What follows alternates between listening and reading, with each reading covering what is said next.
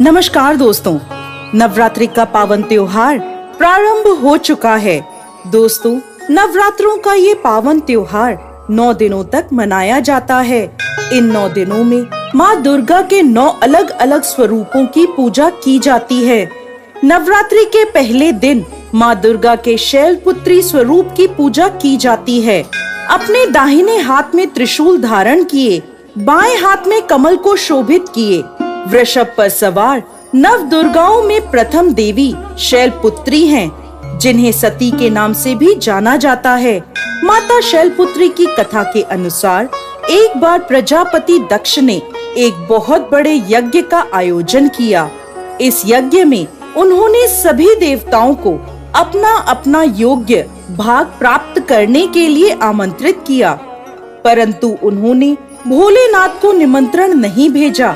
जब माता सती को यह ज्ञात हुआ कि उनके पिता एक अत्यंत विशाल यज्ञ का अनुष्ठान कर रहे हैं, तब उनका मन वहां जाने के लिए बेचैन हुआ। उन्होंने भोलेनाथ को अपने मन की सारी व्यथा बताई।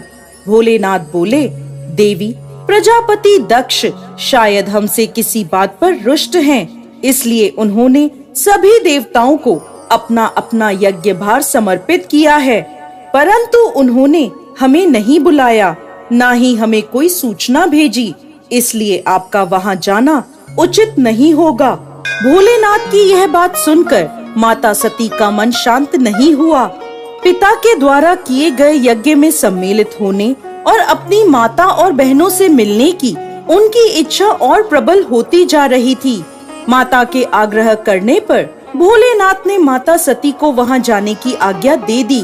पिता के घर जाकर माता सती ने देखा कि कोई भी उनसे प्रेम और आदर पूर्वक बात नहीं कर रहा। केवल उनकी माता ने उन्हें स्नेह से गले लगाया। बहनों की बातों में व्यंग और उपहास था। अपने परिजनों के इस व्यवहार से माता सती के मन को बहुत दुख पहुंचा। ये सब देखकर उनका हृदय शोक, ग्लानि और क्रोध से संतप्त हो उठा। वह सोचने लगी, भोलेनाथ की बात ना मानकर यहाँ आकर मैंने बहुत बड़ी गलती करी है। वह अपने पति के इस अपमान को सहन ना कर सकी और उन्होंने अपने उस स्वरूप को वहीं योगाग्नि से जलाकर भस्म कर दिया। इस दुखद घटना को सुनकर भोलेनाथ ने क्रोध में आकर अपने गणों को भेजकर दक्ष के उस यज्ञ का पूर्णतः विध्वंस करवा दिया। सती ने योगाग्नि द्वारा अपने शरीर को भस्म कर अगले जन्म में शैलराज हिमालय की पुत्री के रूप में जन्म लिया।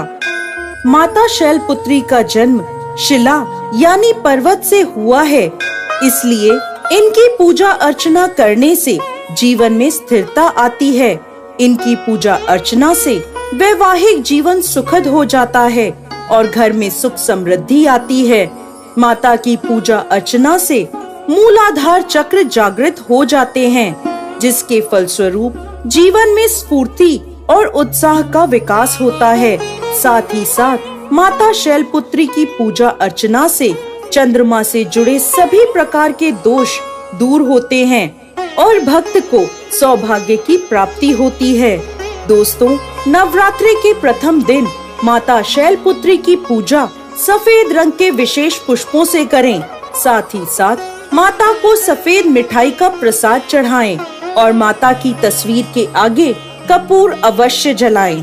पूजा के बाद माँ शैलपुत्री को गाय का घी अर्पित करें, जिससे माता आरोग्य काया का आशीर्वाद देती हैं और व्यक्ति का मन एवं शरीर दोनों निरोगी रहते हैं। तो दोस्तों, यह थी नवरात्रि के प्रथम दिन पूजी जाने वाली माँ शैलपुत्री की पावन कथा। जय माँ शैलपुत्री।